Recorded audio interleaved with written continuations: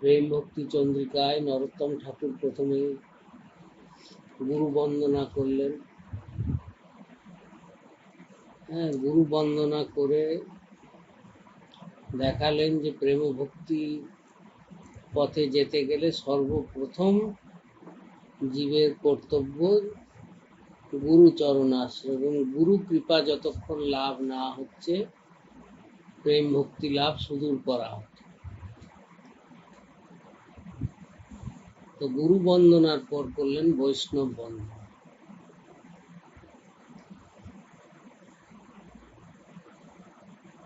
বৈষ্ণব বন্দনা করতে গিয়ে নরোত্তম ঠাকুর বললেন, বৈষ্ণব চরণ রেণু ভূষণ করিয়া তনু যাহা হইতে অনুভব। অর্থাৎ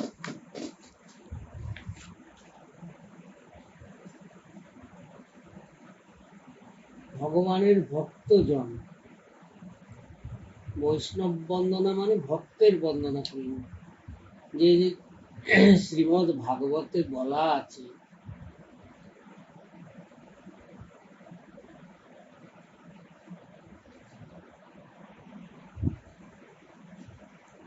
যে ভক্তি লাভের উপায় কি, এই সংসার সমুদ্র তট থেকে পার হবার জন্য যে ভক্তি, সেই প্রেম ভক্তি লাভের উপায়টা কি? তো শ্রীমদ্ ভাগবত বললেন কি,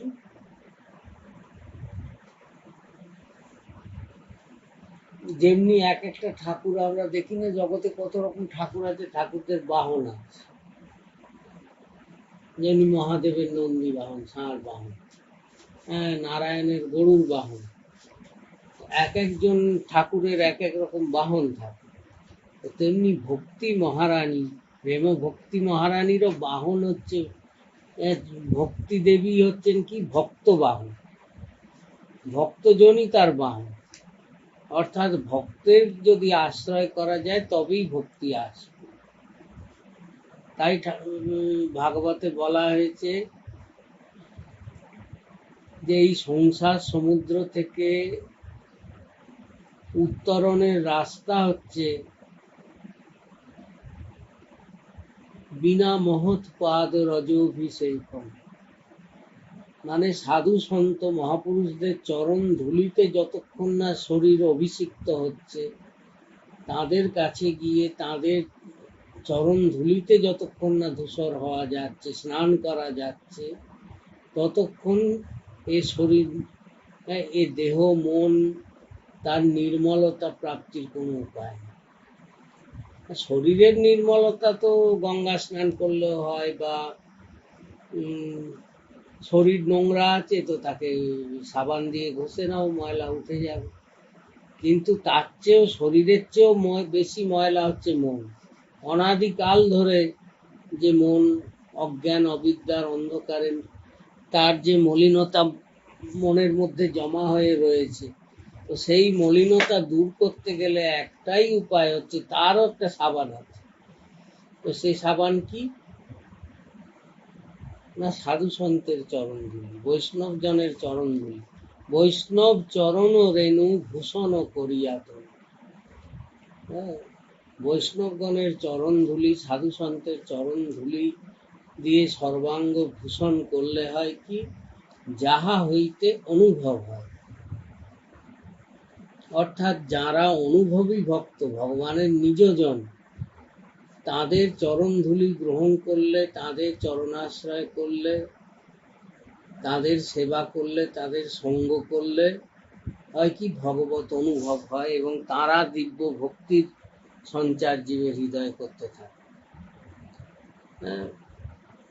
আর বললেন কি, ভজন পথে প্রবৃত্ত, ভজন পথের প্রবৃত্তিটা আসে তখন আগ্রহ জাগে। একটা লোক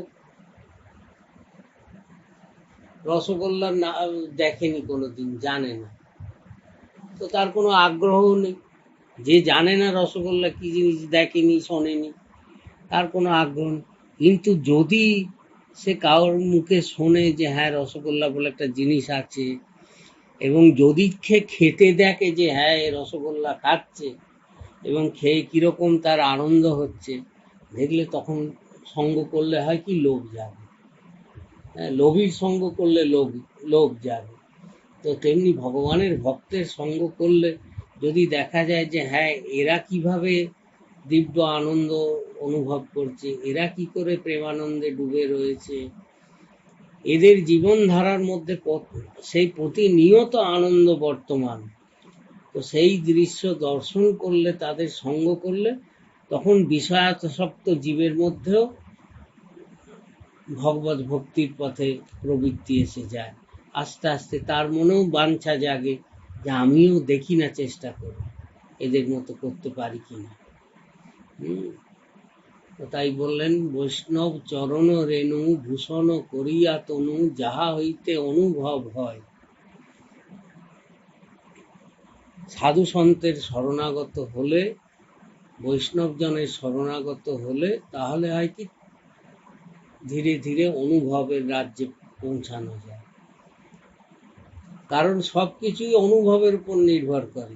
যতক্ষণ অন্তর থেকে সাড়া না পাওয়া যায় ততক্ষণ কোনো পথই কোনো কাজে লাগবে না।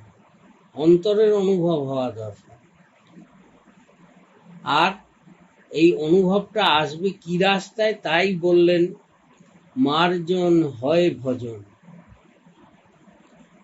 হ্যাঁ, যে মার্জন করতে হবে, মার্জন হয় ভজন, সাধু সঙ্গে অনুক্ষণ, অজ্ঞান অবিদ্যা পরাজয়।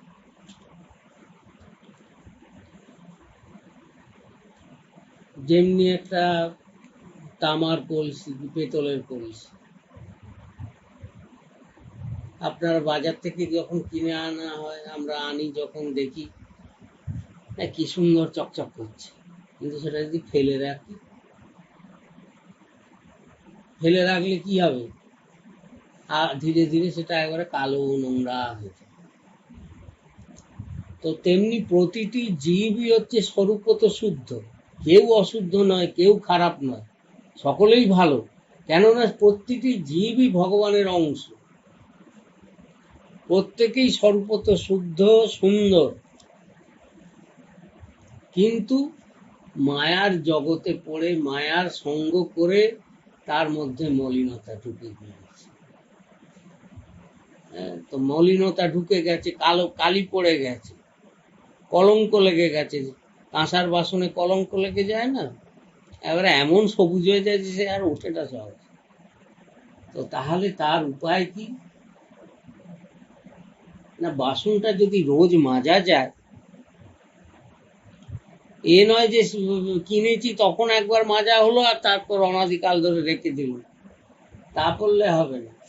পরিষ্কার করলে তখন নিত্য মার্জন করতে হবে। রোজ যদি মার্জন করা যায় তাহলে হবে কি তার উজ্জ্বলতা সদাই বর্তমান থাকে। তাই ঠাকুর নরোত্তম বললেন কি, মার্জন হয় ভজন। এই চিত্তরূপী দর্পণ, চিত্তরূপী ঘটের মার্জন হয় কি করলে না, সাধু সঙ্গে অনুক্ষণ নিত্য করতে হবে। এ নয় যে সাধু সঙ্গ একদিন বহু বছর আগে একবার করেছিল, তারপর আর কোনো সম্বন্ধ নেই, তারপর নিজের ইচ্ছে মতো চলছি, যা হয়তো যেভাবে খুশি চলে যাচ্ছে, তাহলে কিন্তু কোনো পরিবর্তন হবে না, আবার মলিনতা ঢুকে যাবে। তাই সাবধান। মার্জন হয় ভজন, সাধু সঙ্গে অনুক্ষণ নিত্য সৎসঙ্গ করা দরকার। নিত্য সাধুজনের সঙ্গ, ভক্তজনের সঙ্গ, মহৎজনের সঙ্গ করলে হবে কি, সেটাই তার জীবনে ভজনের কাজ করবে। হ্যাঁ, এবং তার চিত্তঘটকে পরিষ্কার করে দেবে। মনের যত মলিনতা, অজ্ঞানতা, অজ্ঞান অবিদ্যা পরাজয়, অজ্ঞান অবিদ্যার অন্ধকার যে ভেতরে যা আছে, যা মানুষকে সব সময় ভয়ের রাজ্যে রেখেছে।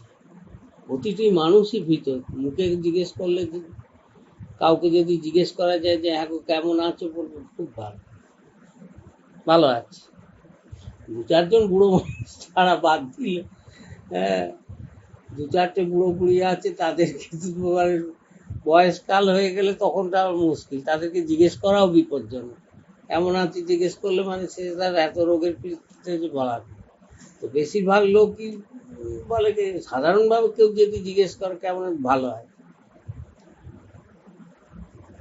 তো এই যে ভালো আছি বলে, এটাও তার অন্তরের কথা না। অন্তর থেকে কেউ ভালো নেই, প্রত্যেকেই দুঃখেই রয়েছে। কারণ যতক্ষণ জীব সেই পূর্ণতায় না পৌঁছবে সে কি করে সে আনন্দ পাবে। প্রত্যেকে চাইছে অন্যের থেকে আমি সুখ পাব। একটা ভিখারি যদি একটা ভিখারির থেকে মনে আশা করে যে ওর থেকে আমি কিছু পাবো, তো তাহলে ভিখারি কাউকে কিছু দিতে পারবে? সে দান করতে পারবে? তো আমরা যার কাছ থেকে আশা করছি, যেমনি একটা ছেলে মেয়ে বলুন কি মা বাপ বলুন, আমরা যার থেকেই আশা করছি যে ওর থেকে আমি সুখ পাবো, আমার জীবনে সুখ শান্তি ওর থেকে আসবে। আরে সে নিজেও তো সুখ শান্তির জন্য পাগল হয়ে আছে, এটা কারোর দোষ নেই। প্রতিটি জীবাত্মাই অসুখী, চির অতৃপ্ত। সে চাইছে যে আমার সুখ কি করে হবে, কিন্তু তাও মানুষ মানুষকে বুদ্ধু বানাচ্ছে। হ্যাঁ, আমাদের সংসারী লোকরা বলছে এসো এসো আমার কাছে এসো, আমার কাছে এসো, আমি তোমায় খুব সুখী করব, সারা জীবন তোমাকে সুখে ভরিয়ে দেবো। হ্যাঁ, কি ভরাবে? তার নিজের ট্যাকে কিছু থাকলে তো ভরাবে, সে তো নিজেই দুঃখী লোক, সে অন্যকে কি সুখ প্রদান করবে? তো এই যে ভ্রান্তি, আমরা মিথ্যা আশা করে বেড়াচ্ছি বলেই আপনাদের ঠকতে হচ্ছে। বারবার জগতে আমরা দরজায় দরজায় লাথি খেয়ে বেড়াচ্ছি, এর কাছে যাচ্ছি, হ্যাঁ আজ খুব ভালো ছিল কালে খারাপ হয়ে গেল। হ্যাঁ, এইরকম চলছে জগতে। দোষ কারণ নেই, কারণ প্রত্যেকেই অপূর্ণ। তো কে কি করে পূর্ণতা দেবে? আমাদের অন্তরে সে শান্তি সে দেবে কোত্থেকে? তো যেটা আছে সাধুর ভান্ডারে, হ্যাঁ, যিনি পূর্ণকে পেয়েছেন তিনিই পারবেন জীবকে পূর্ণ করে দিতে। তাই বললেন যে অজ্ঞান ও অবিদ্যা পরাজয়, যে সাধু সঙ্গ করলে তার উপদেশ শ্রবণ করতে করতে হৃদয়ের সব মলিনতা দূর হতে থাকবে, এবং তখন সেই নিজের মধ্যেও পূর্ণতা এসে যাবে। তখন আর জাগতিক কোনো পরিস্থিতি জীবকে বিচলিত করতে পারবে না। হ্যাঁ, এই সাধু সঙ্গের মহিমা বলতে গিয়ে নরোত্তম ঠাকুর বলেন, আরে সাধু সন্ত তো জগতে অনেক আছেন, ভগবানের ভক্ত বৈষ্ণব অনেক আছেন, কিন্তু তাদের একটা শিরোমণি আছেন, সর্বোপরি কক্ষায় কেউ আছেন। তো কে আছেন সর্বোপরি কক্ষায়? আমি তাকে এবার বর্ণনা করি। বললেন কি, জয় সনাতন রূপ প্রেম ভক্তি রসকূপ। রূপ সনাতন, হ্যাঁ, মহাপ্রভুর দুই প্রধান পরিকর, 6 গোস্বামীর মধ্যেও প্রধান পরিকর হচ্ছেন রূপ সনাতন, যিনি রাধারানীর শ্রীরূপ মঞ্জরী আর রাধারানীর লবঙ্গ মঞ্জরী, দুই অনুগত সখী রূপ গোস্বামী আর সনাতন গোস্বামী রূপে এসেছেন। হ্যাঁ, বলেছেন প্রেম ভক্তি। নরোত্তম ঠাকুর বলছেন কি যে এদের চেয়ে বড় সাধু কে আছে, কারণ এরা তো রাধারানীর নিত্যজন। তাই বললেন জয় সনাতন রূপ প্রেম ভক্তি রসকূপ, যুগল উজ্জ্বলময় তনু। মানে শ্রী রাধা গোবিন্দের যুগলের প্রেমে উজ্জ্বল হয়ে আছে এদের শরীর। এদের দর্শন করা মানেই সাক্ষাৎ রাধা গোবিন্দকে দর্শন করা। হ্যাঁ, যাহার প্রসাদে লোক পাশরিল সর্বশোক, প্রকটে কল্পতরুজন। যাদের কৃপাতে, এই রূপ সনাতনের কৃপায় ব্রজ নিকুঞ্জের ভক্তি, অর্থাৎ যুগে যুগে লোকে ভগবানের বৈধি ভক্তি করে এসছে, ভগবানকে ঠাকুর রূপে মেনে এসছে, ভগবান রূপে মেনে এসছে, তাকে আপন করে কেউ নিতে পারেনি। তো এই যে আপন করে নেওয়া, হ্যাঁ, 4 ভাবের ভক্তি, দাস্য সখ্য বাৎসল্য মধুর, 4 ভাবের ভক্তিতে যে ঠাকুরকে আপন করে নেয় যে সেবা, সর্বোপরি হচ্ছে মাধুর্য ভাবে মঞ্জরি ভাবে যে নিগুড় সেবা, যুগল কিশোরের একান্ত সেবা, তো এই সেবার কথা জগতের লোক তো জানতে পারতো না। কোনোদিন এই কথা তো কখনো প্রকাশিত হয়নি। মহাপ্রভুর ইচ্ছা ছিল যে জগতে এই বস্তু প্রকাশিত হোক, যে নিত্য সহচরী রূপে, নিত্য মঞ্জরী রূপে তার যুগল কিশোরের সেবা করা নিত্য বৃন্দাবন। তো এই যে যুগল মাধুরীর নিত্য বিলাসময়ী সেবা, এই সেবা প্রকাশই করেছেন জগতে এই দুই ভাই। তাই বলছেন, যাহারও প্রসাদে লোক পাশরিল সব শোক। যাদের কৃপায় সমস্ত জীবের সমস্ত দুঃখ তাপ দূরে গেছে, প্রকটে কল্পতরু জন্য, তারা সাক্ষাৎ জীবের জন্য কল্পতরু হয়ে ব্রজ মাধুরী অকাতরে জীবকে বিলিয়ে দিয়েছেন। নিকুঞ্জ নিভৃত নিকুঞ্জ লীলা মাধুরী, যা কখনো কেউ জানতো না, রূপ সনাতনের কৃপায় জীব তার অধিকারী হয়েছে। বলে নরোত্তম ঠাকুর বললেন কি, প্রেম ভক্তি রীতি যত নিজ গ্রন্থে সুব্যকত, লিখিয়াছে দুই মহাশয়, যাহার শ্রবণ হইতে পরানন্দ ভাসে চিতে, যুগল মধুর রসাশ্রয়। অর্থাৎ প্রেম ভক্তির কি রীতি, মাধুর্যময়ী প্রেম ভক্তির কি রীতি, এ কেউ জানতো না। জগৎজীব যাতে জানতে পারে, সেই জন্য রূপ সনাতন তাদের গ্রন্থের মধ্যে প্রকাশ করে দিয়েছে। তারা শুধু যে নিজেরা আস্বাদন করেছেন তা নয়, জগতের লোকও যাতে জানতে পারে।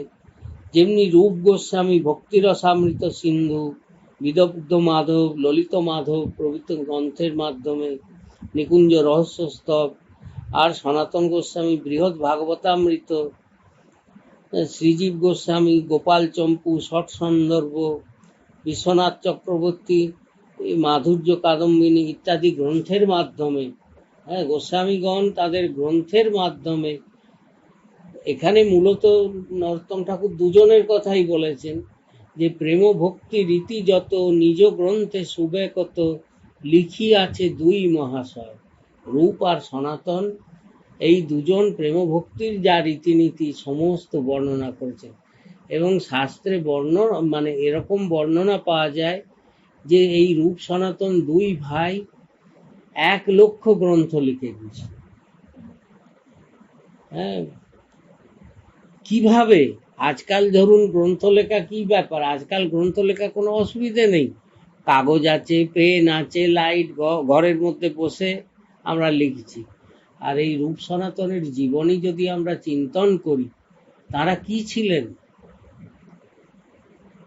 সনাতন গোস্বামী ছিলেন বাংলার প্রধানমন্ত্রী, বাংলার নবাব ছিলেন হুসেন শাহ, হুসেন শাহর প্রধানমন্ত্রী ছিলেন সনাতন গোস্বামী।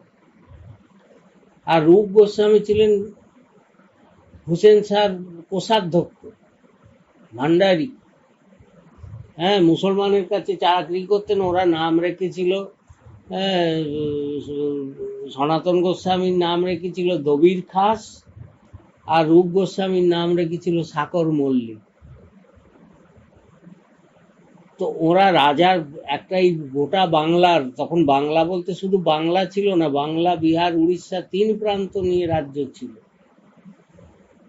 তো এই এত বড় দেশের প্রধানমন্ত্রী, মানে কি বিপুল ঐশ্বর্য ছিল রূপ গোস্বামী, রূপ সনাতন প্রধানমন্ত্রী ছিল। আর তাদের হলো কি, মহাপ্রভুকে যেই তারা একবার দর্শন করলেন, দর্শন করার সাথে সাথে সর্বস্ব ত্যাগ করে,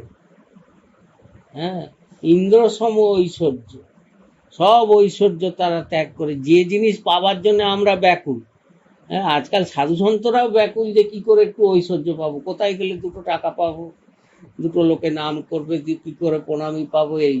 আর আমাদের আচার্যগণ গোস্বামীগণের শিক্ষা দেখো, তাদের কোনো অভাব ছিল?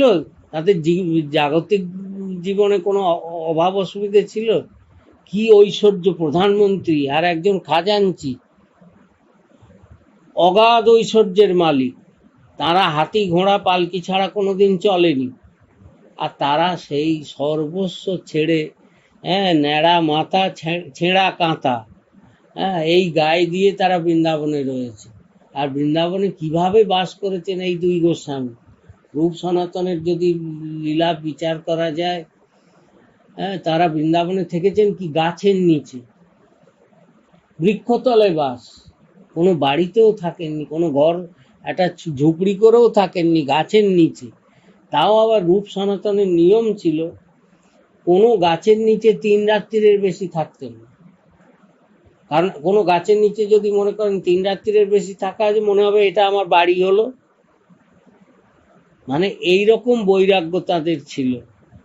আর লিখেছেন কি করে, রাত্রে ওই ঘাস, বৃন্দাবনের শুকনো ঘাস জ্বালিয়ে দিয়ে তাতে যে আগুন হতো, সেই আলোতে দেখে দেখে তারা গ্রন্থ লিখেছেন। এইভাবে তারা লিখে গেছেন। তাই বলছে, প্রেম ভক্তি রীতি যত নিজ গ্রন্থে শুভে কত, লিখি আছে 2 মহাশয়, যাহার শ্রবণ হইতে পরানন্দ ভাসে চিতে, যুগল মধুর রসাস্বয়। তারা করে গেছেন কেন না, যাতে ভবিষ্যতে জীব রাধারানীর নিত্য লীলার কথা কেউ জানত না। মহাপ্রভু যা নিজে আস্বাদন করেছেন, কিন্তু এই গোস্বামীগণ লিখে দিয়েছেন কেন, যাতে জগতের জীব জানতে পারে সেই লীলার কথা, এবং সেই লীলা কথা জেনে সেই লীলা মাধুরীর শ্রেষ্ঠতা কি সেটা অনুভব করে যেন জীব যুগল চরণাশ্রয় করে ধন্য হয়, এবং এই মধুর ভাবের ভজন যাতে জীব পায়, সেই জন্যে তারা এই কষ্ট করে এই গ্রন্থ লিখে গেছে। যুগল কিশোর প্রেম লক্ষ্যবান যেন হেম, হেন ধন প্রকাশিল যারা, জয় রূপ সনাতন দেহ মোরে প্রেমধন, সেরতন মোর গলে হারা। মানে যুগল কিশোরের প্রেম কি, লক্ষ্যবান যেন হেম, সোনাকে যদি 1 লক্ষ বার পোড়ানো যায় তাহলে সেটা এত শুদ্ধ হবে, তার যে কি অঙ্গকান্তি হবে, মানে তার ঔজ্জ্বল্য যে কি হবে ভাবা যায় না। তো সেই যুগল কিশোরের প্রেমও, এটা তো কোনো লৌকিক দৃষ্টান্তে বোঝানো যাবে না, কিন্তু নরোত্তম ঠাকুর আভাস দিচ্ছেন যে এত বিশুদ্ধ তত্ত্ব, এত উজ্জ্বল তত্ত্ব হচ্ছে যুগলের প্রেম মাধুরী। হ্যাঁ, আর এই প্রেম ধন যারা প্রকাশ করেছেন রূপ সনাতন, তাদের কাছে নরোত্তম ঠাকুর প্রার্থনা করছেন, জয় রূপ সনাতন দেহ মোরে প্রেমধন। হে রূপ গোস্বামী প্রভু, হে সনাতন গোস্বামী প্রভু, কৃপা করে আমি অতি অধম জীব, আমাকে আপনারা এই প্রেমধন প্রদান করুন। সেরতন মোর গলে হারা, যেন আমার গলার মধ্যে আমি হার করে এই যুগল কিশোর প্রেম মাধুরী রূপী সম্পদ হৃদয়ে ধারণ করতে পারি। এই প্রেম ভক্তি সম্পত্তির যাতে আমি অধিকার পাই, যা আপনারা জগৎজীবের জন্য রেখেছেন, আমিও যেন তার ছিটে ফোঁটা পাই, আমি যেন তার থেকে বঞ্চিত না হই, এই কৃপা আপনারা করুন। ভাগবত শাস্ত্র মর্ম নববিধা ভক্তি ধর্ম, সদাই করিব সুসেবন, অন্য দেবাশ্রয় নাই তোমারে কহিল ভাই, এই ভক্তি পরম কারণ।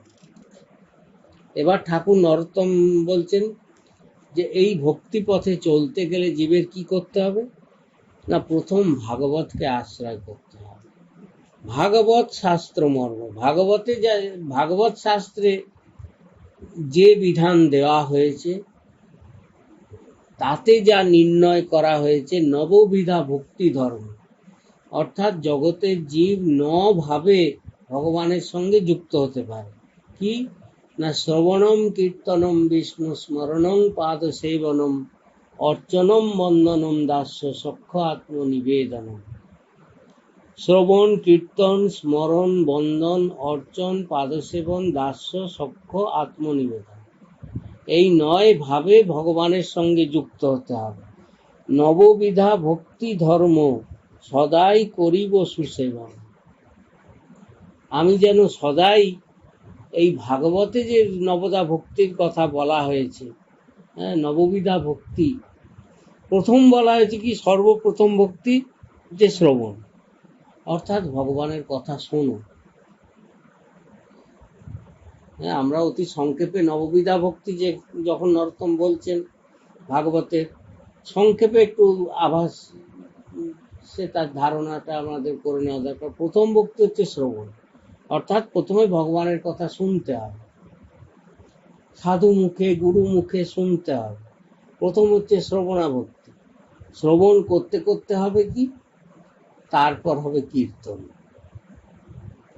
সর্বপ্রথম শ্রবণ, তারপর হচ্ছে কীর্তন। কীর্তন কেন না, যার কথা এত শুনছি তার নাম যখন সাধুরা করবেন তখন তাদের সঙ্গে আমারও কণ্ঠ মিলে যাবে। হ্যাঁ, তাই প্রথম হচ্ছে শ্রবণ ভক্তি, দ্বিতীয় হচ্ছে কীর্তন। আর কীর্তন করতে করতে আসবে কি, তৃতীয় ভক্তি হচ্ছে স্মরণ। স্মরণ মানে চিন্তন, সেটাই কিন্তু মুখ্য ভক্তি। নবদা ভক্তির মধ্যে 8টা ভক্তি হচ্ছে শারীরিক, একটা ভক্তি মানসিক। হ্যাঁ, কীর্তন মানে শ্রবণ কীর্তন স্মরণ। তারপর বলা হয়েছে বন্দন মানে স্তব স্তুতি পাঠ করা। তারপর বলা হয়েছে অর্চন, অর্চন মানে পূজা পাঠ করা। তারপর পাদ সেবন মানে ভগবানের চরণ সেবা করা। তারপর দাস্য, দাসত্ব করা। সখ্য, সখাভাবে তার সঙ্গে আস্বাদন করা। আর নবমে হচ্ছে আত্মনিবেদন। এই নববিধা ভক্তি। কিন্তু নববিধা ভক্তির আর 8টা হচ্ছে শারীরিক। শারীরিক মানে কি, এটাও বুঝে নেওয়া দরকার। ধরুন ভাগবতী কথা কেউ শুনছে, শ্রবণ, এখানেও যেমনি ভগবানের কথা হচ্ছে, সবাই বসে আছে শুনছে, আমরা দেখছি সবাই শুনছে। বাইরে থেকে কেউ একটা এলো, বল বাহ কি সুন্দর পরিবেশ, ভগবানের কথা হচ্ছে, সবাই শুনছে। কিন্তু তার মধ্যেও কতজন এদিক ওদিক চলে যাচ্ছে মনের দিক দিয়ে। হ্যাঁ, কেউ ঘরে যাচ্ছে, কেউ এখানে যাচ্ছে, কেউ ভাবছে ওইটা এখন করতে হবে। হ্যাঁ, বাহ্যিক সে বসে আছে শারীরিকভাবে সাধু সন্তের কাছে, কান দিয়ে শুনছে ভগবানের কথা, কিন্তু সে যুক্ত হতে পারছে না। যুক্ত হতে পারছে না কারণ মনটা যুক্ত করছে না, স্মরণ নেই। হ্যাঁ, কেউ কীর্তন করছে, যেমনি আপনারা বড় বড় মঠ মন্দিরে দেখা যায় কীর্তন হচ্ছে, মানে কি নৃত্য করে কীর্তন হচ্ছে, সবাই নাচছে, লোকে মনে করে বাহ ভগবানের প্রেমে বিভোর হয়ে নাচছে। কিন্তু তাদেরও এরকম তো দেখাই যায়, যেসব বড় বড় জায়গায় নাচছে, যারা কীর্তন করছে, কীর্তনীয়দের দৃষ্টিটা কি শ্রোতারা শুনছে তো, হ্যাঁ, শুনে হাততালি দিচ্ছে তো, যদি দেয় তখন কীর্তনটাও তাদের আরো বেড়ে যায়, সেটাও ভক্তি হচ্ছে না, কীর্তনাঙ্গ ভক্তি হচ্ছে না, নববিধা ভক্তির মধ্যে পড়ছে না। কেননা স্মরণ নেই, স্মরণটা অন্যর হচ্ছে। হ্যাঁ, তো সুতরাং অর্চন, পুজো করছে, কেউ ঘন্টার পর ঘন্টা ঠাকুর ঘরে বসে আছে, ওকে বলছি কি ভক্ত লোক, বাপ রে বাপ, 5 ঘন্টা পুজো করে রোজ, দৈনিক 5 ঘন্টা ঠাকুর ঘরে পুজো করা কি মুখের কথা, এতক্ষণ পুজো করে। এখন যার সব লোকে তো তাকে ভক্ত বলে, মহাভক্ত বলে সার্টিফিকেট দিচ্ছে, এ কত বড় ভক্ত, 5 ঘন্টা ঠাকুর ঘরে কাটায়। আর যে লোকটা থাকছে ঠাকুর ঘরে, সে এখন ঠাকুর ঘরে রয়েছে, ঠাকুরের সামনে, বিগ্রহের সামনে, হয়তো ঠাকুরের চরণে ফুল তুলসী দিচ্ছে, কোথায় একটা ফুট করে আওয়াজ হলো, হ্যাঁ, কিরে কি হলো রে, কে কি ফেললি রে, হ্যাঁ, কোথায় কে ডাকলো, কোথায় বাচ্চা কাঁদলো, কোথায় কি হলো, সব দিকে তার নজর রয়েছে। তার মানে ঠাকুর ঘরে সে রয়েছে, কিন্তু মনটা তার যুক্ত হয়নি ভগবানের সঙ্গে। অর্চন করছে, হ্যাঁ, পূজা সে করছে, কিন্তু সে পূজাটা ভগবানের খাতায় তার নাম উঠছে, কারণ সেই পূজার সঙ্গে অন্তরের যোগ নেই। তো মোবাইলে কি ফোন এলো, সঙ্গে সঙ্গে পুজো করতে করতে কানে ধরছে, কীর্তন করতে করতে ধরছে। তো ধরার মানে কি বুঝতে হবে, যে তার সেদিকে মন নেই, কীর্তনে মন নেই, অর্চনে মন নেই।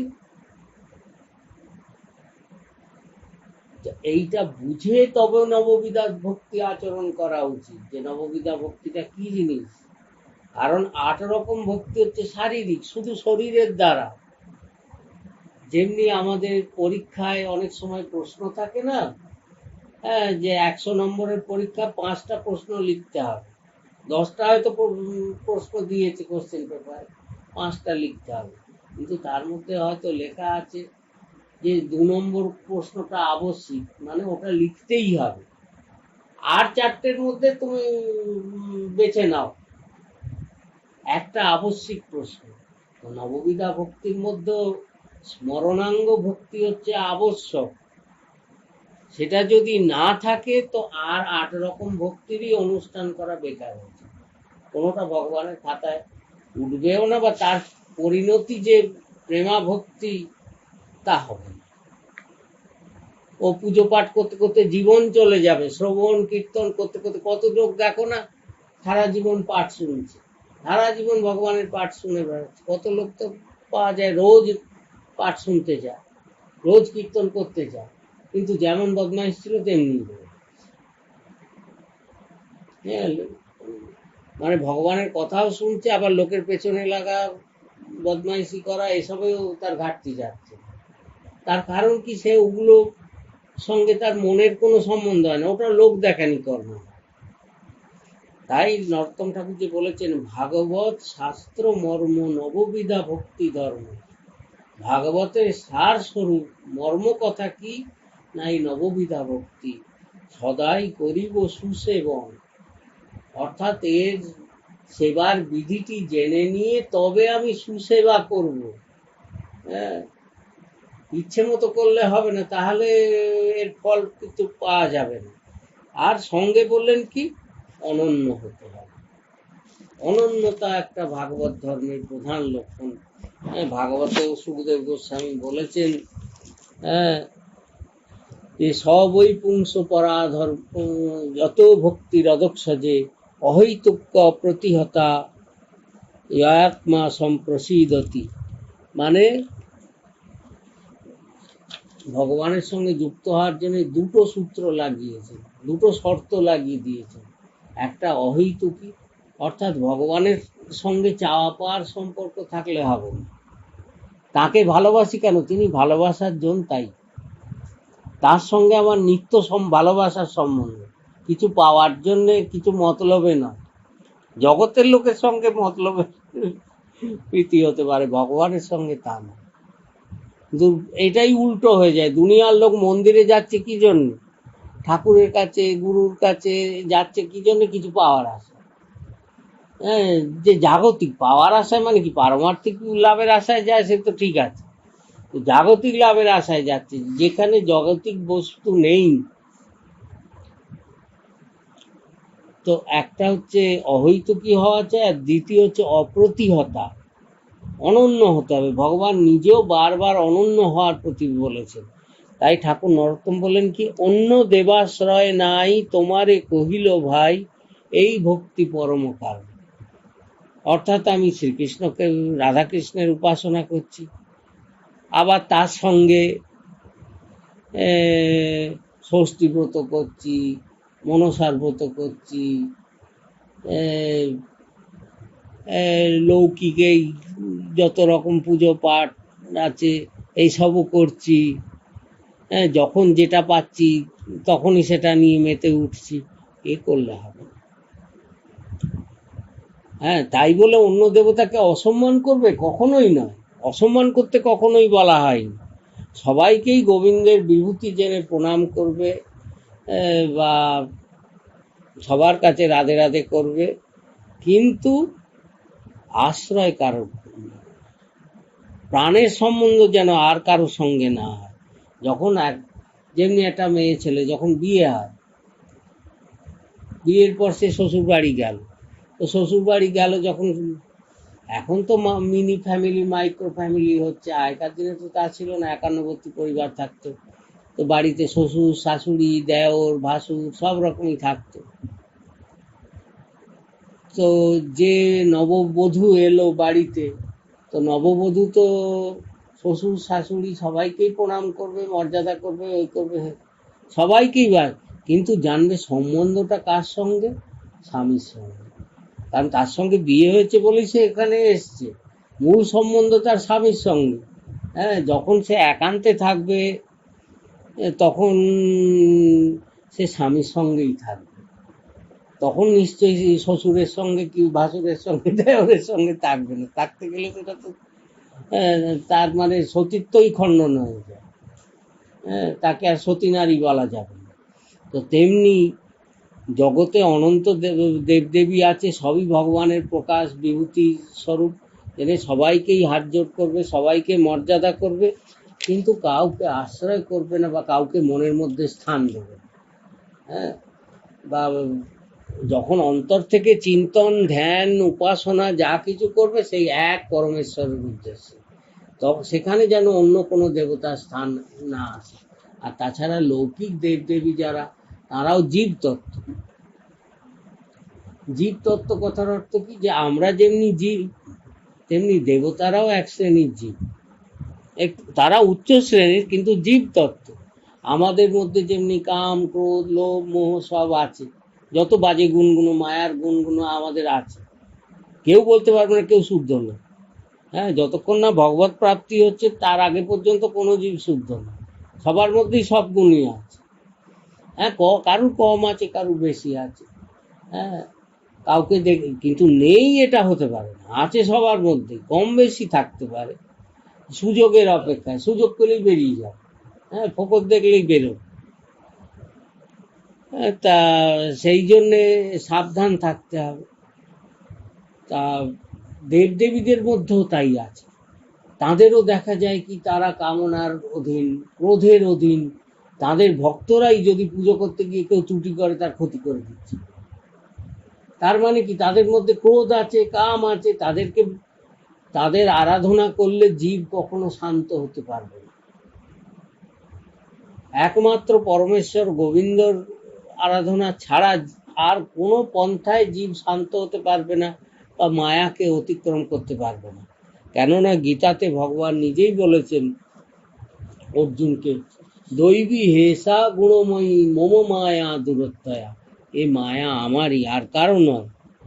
তা এর থেকে পার হওয়ার উত্তীর্ণ হওয়ার উপায় কি না, মামে বয়ে প্রপদ্যন্তে মায়া মেতাম তরন্তিতে, যে একমাত্র আমার শরণাগত হয় সেই এই মায়াকে পার হতে পারে, তা নইলে আর কোনো জীব মায়াকে অতিক্রম করতে পারে না। আর নরোত্তম ঠাকুর বললেন কি, সাধু শাস্ত্র গুরু বাক্য হৃদয়ে করিয়া ঐক্য সতত ভাসিব প্রেম মাঝে।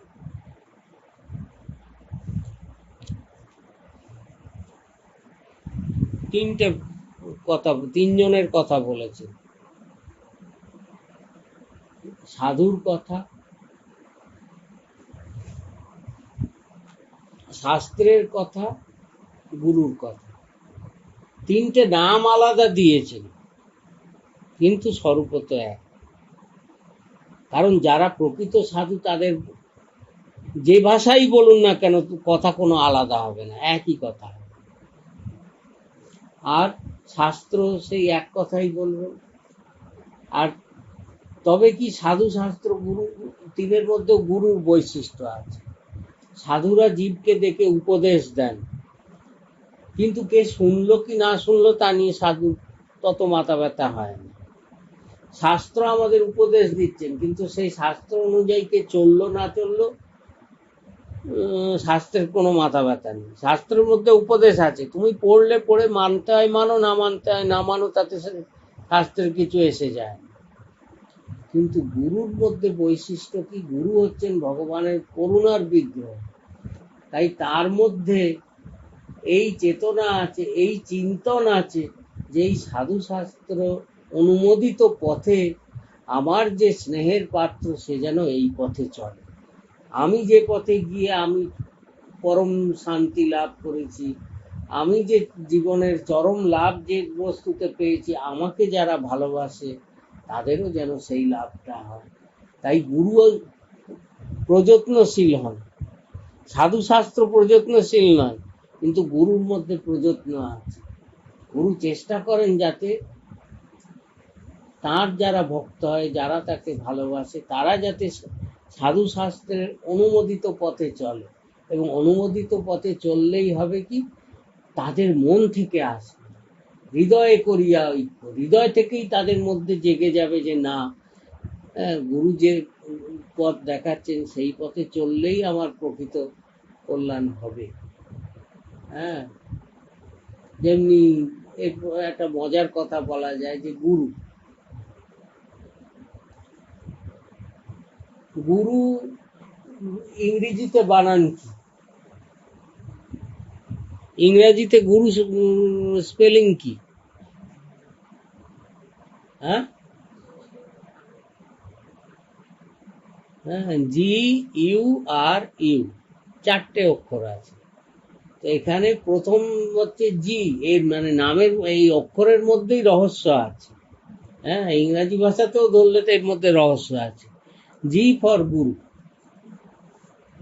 আর গুরুর কাছে গেলে কি লাভ হয় না, ইউ,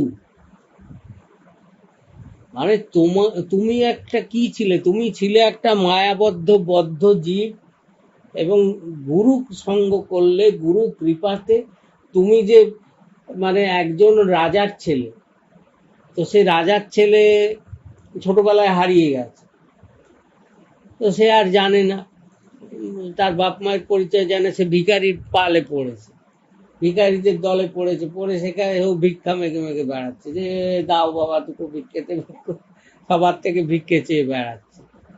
তারপর হঠাৎ যদি কোনো পরিচিত লোক তাকে দেখে চিনতে পারে, তো তখন সে নিয়ে যায়, বলে আরে তুমি এরকম ভিক্ষা করে বেড়াচ্ছ, তুমি তো মহারাজার ছেলে, তোমার কত ঐশ্বর্য আছে। তো এটা একটা গল্পাকারে বলা হলো, এটাই হচ্ছে গুরুর স্বরূপ। অর্থাৎ জগতের জীব, মায়াবদ্ধ জীব, সে জানে না যে তার মধ্যে কি অনন্ত শক্তি আছে, কি অনন্ত শক্তির সে আধার। হ্যাঁ, তো সেই আধারটা সে জানে না। তো গুরুর কাছে গেলে তখন ইউ, মানে তুমি যে কি, তোমার প্রকৃত স্বরূপটা গুরু জানিয়ে দেন, যে দেখো তুমি রাজার ছেলে, তুমি ভিখারির ছেলে নও, যে ভিক্ষা করে বেড়াচ্ছ জগতের দ্বারে দ্বারে, ওগো কে আমায় একটু দেবে গো। তুমি যে অনন্ত ব্রহ্মাণ্ডের মালিক, যে সেই মহারাজার ছেলে তুমি, তোমার কিসের অভাব? হ্যাঁ, তোমার জীবন পরিপূর্ণ হয়ে আছে। হ্যাঁ, রাজার ছেলে হলে তখন তার ব্যাপারই আলাদা হয়ে যায়।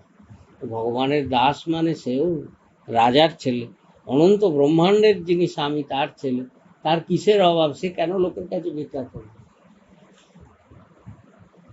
তাই বললেন যে হৃদয়ে করিয়া ঐক্য, সাধু শাস্ত্র গুরু বাক্য, সাধু শাস্ত্র এবং গুরুর কথা সঙ্গে যখন নিজের মনের ওই একতা হবে, বুঝবে তুমি ঠিক রাস্তায় এবার চলবে।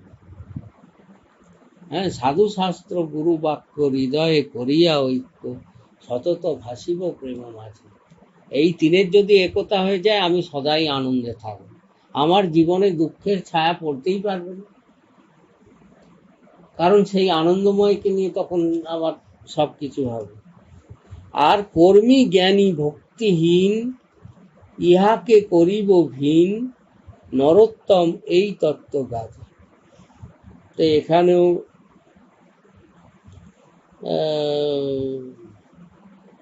এর প্রসঙ্গ তো অনেক বড়ই আছে, যে কর্মীর স্বরূপ কি, জ্ঞানীর স্বরূপ কি,